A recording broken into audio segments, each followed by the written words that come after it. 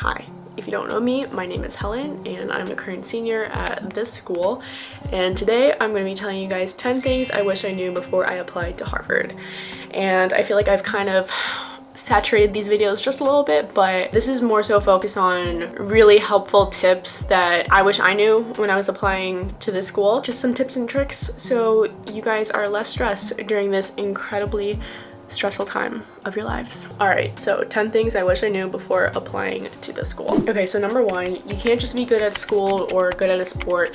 You have to be exceptionally good. And I know, people know that you have to be amazing to get into the school, but I don't think everyone fully understands what that exactly means. You have to ask yourself, do you want to change the world? If not, then that's okay, but that is the type of person that Harvard and other Ivy Leagues and top tier schools really want. Harvard really cares about its reputation, so it wants the best of the best, and it wants to continue maintaining and even building that reputation to the most maximum extent possible. So this institution really wants the most exceptional applicants ever. They don't want you to just be like good at school or good at a sport. They want to see what you can do with that and how you're gonna use your time at Harvard and use your Harvard degree later on in life to really make an impact on the world. And that could be anything. Could be an academic interest, could be social impact, could be a certain extracurricular, or even sports. So if you can show that you are capable of changing the world, then that is one step to getting into the school. And that's a nice little segue to number two. It's great to have multiple interests, but make your spikes very clear and highlight the importance and impact of them in your application. So there was this one article that I read, I think when I was actually applying to this school. It was by Prep Scholar, and it gave a nice little visual how being well-rounded, being a circle is not what you want. But if you have a little spike from that little circle, then that is great. Or if you have an even larger spike from that circle, then that is exceptional. You don't have to have just one spike, could be 2 or 3, but it can't be like 10. You can't be good at everything. People who go here are not perfect, but the admissions office really wants to see your spike and how it has been important and impactful. For instance, for me, I did a lot of volunteering with a local retirement home in high school. I think academics, like in general, is just like a big thing as well. Given the school environment that I was in, I took initiative upon myself to accelerate a lot with AP classes and dual enrollment, and after reading my admissions file, which you can go see here, I knew that that was very important. So make your spikes well known in your application.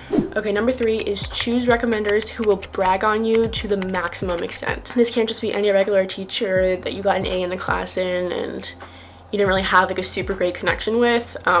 I was very careful about the teachers I chose. Given my high school curriculum, I did a lot of dual enrollment. So me being a little high schooler in those classes, the professors, I think they really saw my ambition and my drive.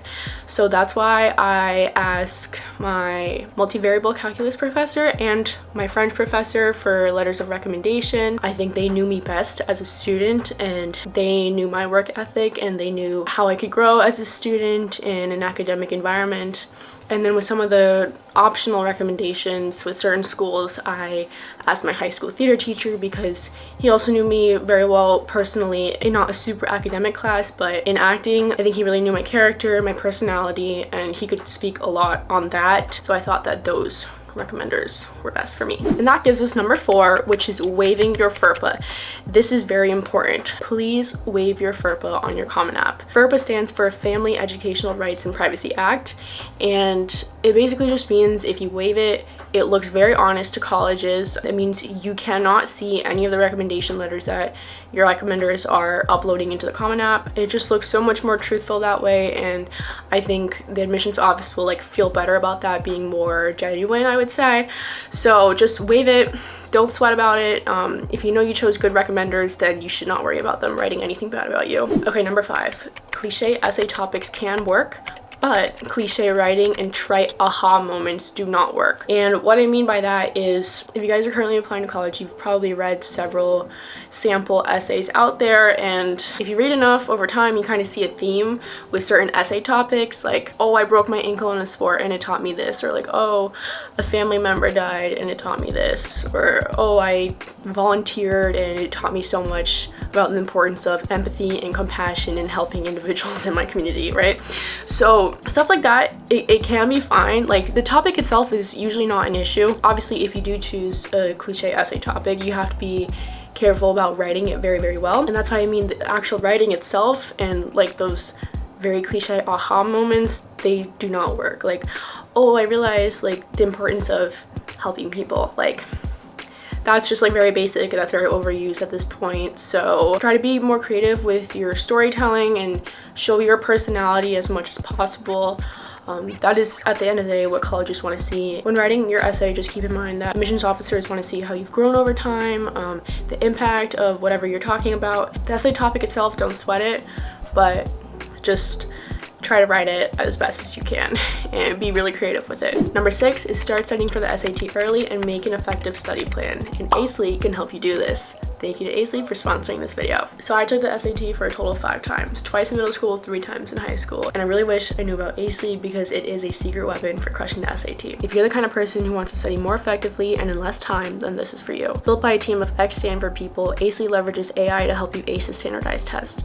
You get unlimited questions and detailed performance data to help you drill down exactly where you need extra practice. ACELY is fully aligned with the digital SAT, allows you to review common mistakes, and provides short diagnostic tests to chart your progress over time. I personally know how expensive SAT tutors can be, but ACELY is only a fraction of that cost. With 10 times the number of questions in an SAT prep book, this personal AI tutor can help you understand your mistakes and push you towards your target score. Use my code HELEN10 for $10 off your first month with ACELY. Study smarter, not harder with ACELY today. Okay, moving on to number 7.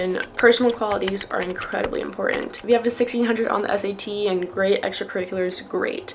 But what colleges really want to see is your personality. Schools really want to see good character in their applicants. And I know this sounds obvious, like yes, be a good person, but it is great to showcase that in your application by a wide variety of activities, and that includes volunteering, starting a nonprofit, starting a club at your school that you're very, very passionate about. And with volunteering, I don't mean like the 10 hours of volunteering that you do with NHS to fulfill your NHS requirements. I mean an activity that you have clearly shown demonstrated interest towards and dedicated a lot of time towards and have had a really meaningful impact. So again, I did some volunteering in high school by playing piano at a retirement home, and this is something that I started in 8th grade. Like, it was not something when I was like, oh no, college applications are coming around, I need to like help people.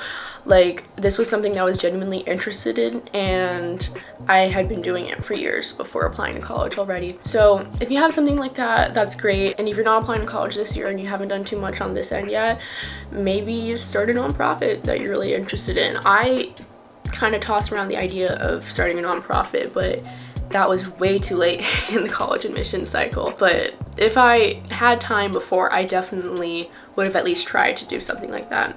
But the possibilities are endless. You could start a club, you could do some social work, could be anything. Okay, number 8 is showcasing leadership qualities. It is very important to show that you are a leader and that you are capable of becoming a leader later on. Again, do you want to change the world?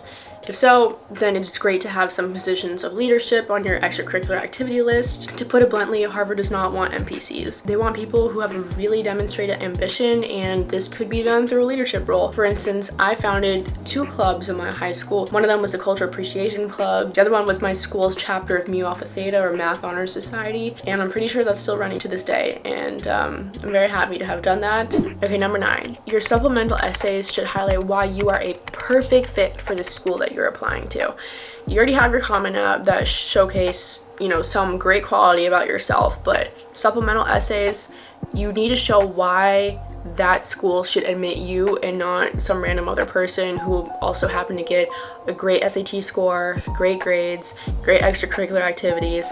They want to differentiate their applicants, and you can do so by researching what the school has to offer for you. You can research academic programs, extracurricular programs, even research programs that you'd be interested in and make a significant contribution to. For instance, for Columbia, I researched, I think it was like the biomedical engineering program that I was interested in, a certain professor I wanted to do research with, and I think I talked about the Columbia dance team as well. So it's really important to show how you would fit in so well at the school that you're applying to, and the supplemental essays are an opportunity for this. Last but not least, number 10, use the additional information section to talk about anything that you weren't really able to elaborate on before. And this could clear up confusion on any significant life events, some crazy family events, or maybe you're explaining a dip in grades at a certain point in time and you want to elaborate on why that happened, or maybe even elaborating on a unique extracurricular activity. For me, I use this section to talk about why I graduated high school in 3 years.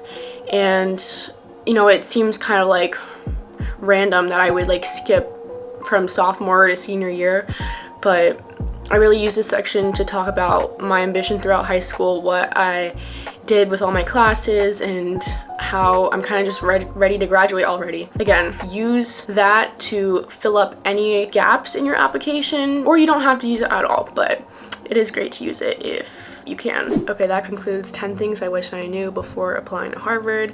I hope you guys found that helpful, and good luck with your college applications. I know it's so hard. I know it's so stressful. It was one of my most stressful times in my life. And it's crazy to think that I started that process 4 years ago in 2020. That's just like insane to me. And here I am finishing, or almost finishing, my penultimate semester at Harvard.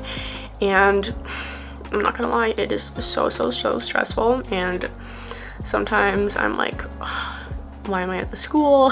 Do I deserve to be here? And I know I should have said this earlier in the video, but getting into or going to an Ivy League does not determine what your success is going to be like in life. And I know you guys are going to be like, oh, that's so easy for you to say, but genuinely, like, I mean it. And I've been here for so long. Like, I know people who have not gone to an Ivy League and are miles ahead of me right now.